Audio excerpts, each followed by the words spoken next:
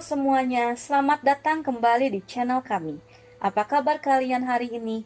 Mudah-mudahan selalu diberi kelancaran dalam segala hal ya.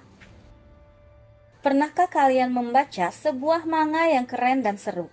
Lalu, timbul di benak kalian, kayaknya oke juga nih kalau manga ini diadaptasi jadi anime. Bisa karena jalan ceritanya yang seru atau karena pertarungannya yang dahsyat. Nah, di sini kami akan memberikan beberapa manga yang keren menurut versi kami dan layak diadaptasi menjadi anime. Apa saja itu? Yuk, tanpa babi bu, langsung saja ya. Yang pertama ada Dandadan. Pernah nggak sih kalian kepikiran tiba-tiba bagian terpenting di tubuh kita ingin dicuri oleh alien? Bahkan ingin digigit oleh hantu. Apalagi hantunya itu nenek-nenek. Gimana ya rasanya? Dan di manga inilah kejadian itu terjadi. Manga yang terbit tahun 2021 bergenre action, komedi, supranatural, science fiction, karya Tatsuyuki Nobu ini bercerita tentang seorang anak perempuan bernama Momo Ayase yang tidak percaya kepada alien dan tidak sengaja bertemu dengan seorang kutu buku bernama Kenta Kakura yang tidak percaya hantu. Lalu, mereka beruji nyali untuk membuktikan hal itu. Dan di luar dugaan, rupanya alien dan hantu itu ada yang membuat mereka bersatu saling bahu-membahu untuk mengalahkan makhluk-makhluk itu. Ditambah, 2 telur milik Ken yang hilang yang harus mereka cari. Biarpun banyak hal supranatural di manga ini, tapi semua itu dibalut dengan komedi yang asik, mulai dari pengusiran setan yang menggunakan band metal dan ada adegan pertarungan antara kaiju dan Gundam Buddha Culai. Keren gak tuh? Selain itu, adegan action pertarungannya pun cukup oke loh. Apalagi saat ada Evil Eye melawan Ken yang punya kekuatan nenek Usai Bolt. Manga ini juga mengandung bawang loh, roman khas anak-anak sekolah, dan biarpun ada sedikit ecchi, tapi kami menikmati dan enjoy dengan alur ceritanya. Manganya pun sampai saat ini masih ongoing kok. Yang kedua, ada Tougen Anki. Keren gak sih kalau kita bisa mengendalikan darah dan berubah menjadi sesuatu yang kita inginkan? Mungkin kita bakal kaget ya. Nah, di manga ini bisa menjadi jawabannya. Manga yang terbit di tahun 2020 bergenre action, fantasi, supranatural, karya Yura Urishibara ini bercerita tentang seorang anak yang sangat menyukai senjata bernama Shiki Ichinose. Bukan Amari Ichinose ya. Nah, selama ini Shiki tidak menyadari bahwa dirinya merupakan anak keturunan Oni dan baru tahu saat dirinya dan ayah angkatnya diburu oleh kelompok Momotaro. Kelompok Momotaro itu semacam superhero-nya ya. Nah, saat ayahnya dalam keadaan bahaya, dirinya pun bisa mengeluarkan kekuatan Oninya, yaitu mengubah darah miliknya menjadi sebuah senjata. Hingga akhirnya dirinya pun bertemu dengan Naito Mudano, seorang guru dari sekolah yang mengajarkannya tentang kekuatan Oni. Dan perjalanan Shiki untuk membalas kematian ayah angkatnya pun dimulai. Bahkan masih ada rahasia lain mengenai karakter Shiki ini.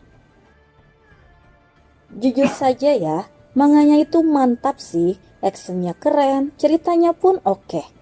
Pembangunan karakter untuk Shiki dan yang lainnya pun oke.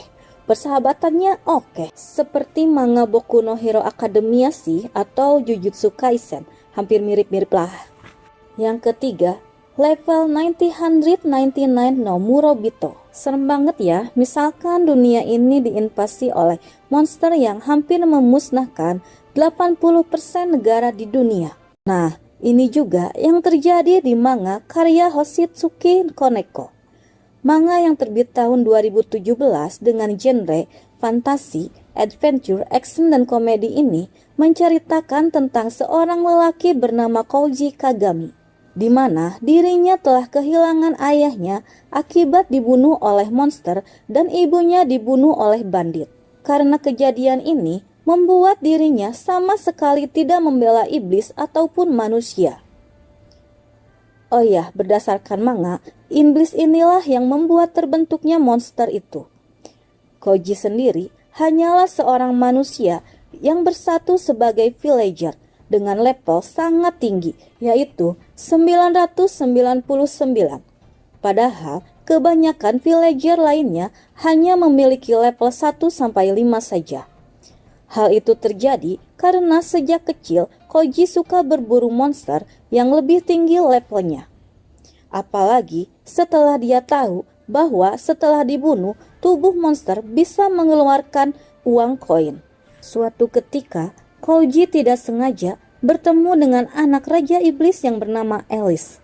Sedikit kocak sih di sini, Alice langsung ngajak Koji buat nikah karena dia pengen iblis dan manusia itu bersatu. Ya jelaslah Koji telak, mana Alice masih bocil lagi. Dan setelah itu, mulailah petualangan Koji untuk menyelamatkan Raja Iblis yang tengah disandra oleh iblis lain yang merupakan tangan kanan dari Raja Iblis itu. Pokoknya segitu saja dulu deh. Kalau pengen tahu kelanjutannya, kalian bisa baca manganya. Tapi sedikit ngerti sih kenapa ini manga belum diadaptasi jadi anime. Karena update-nya lama banget. Udah 5 tahun tapi masih 59 chapter saja. Yang keempat ada Jagan. Hanya ada 3 ya. Mungkin sebagian dari kalian sudah tahu mengenai manga yang satu ini. Kami ceritakan lagi ya. Manga yang terbit tahun 2017 bergenre gore, horror, action, dan ada sedikit ecchinya. Karya Muneyuki Kaneshiro dan Kensuke Nishida ini bercerita tentang tiba-tiba munculnya hujan katak di seluruh dunia. Nah, main karakternya yaitu seorang polisi bernama Jagan Saki Shintaro yang awalnya dikagetkan dengan perkelahian 2 orang bapak-bapak di kereta api yang mana salah satunya tiba-tiba berubah menjadi monster dan membabat habis penumpang di sana. Jagasaki semakin dibuat kaget ketika tangannya berubah menjadi sebuah senjata dan menghancurkan monster itu. Makin kaget lagi lah dia setelah melihat burung hantu yang bisa bicara bernama Doku. Nah, Jagasaki dan Doku pun bertarung bersama untuk mengalahkan semua manusia yang terkena infeksi agar membuat keadaan menjadi normal kembali. Gimana? Mantap kan? Selain menyuguhkan action yang oke, ada juga unsur politik di dalamnya yang membuat ceritanya makin rumit dan seru. Mungkin manga ini hampir mirip dengan anime Persat ya. Oh, dan juga manganya sendiri sudah selesai loh.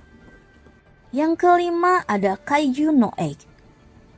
Manga yang paling ditunggu oleh kami untuk segera diadaptasi menjadi anime. Manga yang terbit tahun 2020 bergenre action science fiction karya Naoya Matsumoto ini bercerita tentang seorang pria yang sudah agak berumur bernama Kapka Hibino yang tidak senang dengan pekerjaannya saat ini. Kenapa?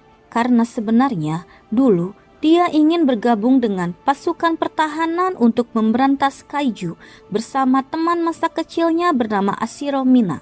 Tapi yang berhasil lolos adalah Mina dan berhasil menjadi kapten divisi. Sementara Kapka harus bertugas menjadi petugas kebersihan dan membersihkan mayat-mayat kaiju yang sudah mati. Nah, kehidupannya berubah saat ketika dia sedang di rumah sakit akibat serangan kaiju. Tiba-tiba ada kaiju kecil terbang dan masuk ke dalam mulutnya dan memberinya kekuatan di mana kaiju yang masuk ke dalam dirinya yaitu Kaiju No 8. Biarpun di awal sempat dicurigai, tapi Kapka akhirnya bisa bergabung dengan pasukan pertahanan dengan pengawasan yang ketat dan bertekad untuk mengalahkan semua kaiju, terutama kaiju yang sudah mengambil tubuh Komandan Sanomiya. Gimana? Dahsyat kan? Awalnya kami pikir manga ini adalah manga tentang pembersihan para monster bila telah dikalahkan oleh Ultraman. Tapi ternyata malah ajib bener ceritanya. Actionnya keren, jalan ceritanya oke, Pokoknya manga ini mantap sekali. Manganya pun masih ongoing loh. Oke, segitu saja dulu ya pembahasannya untuk kali ini.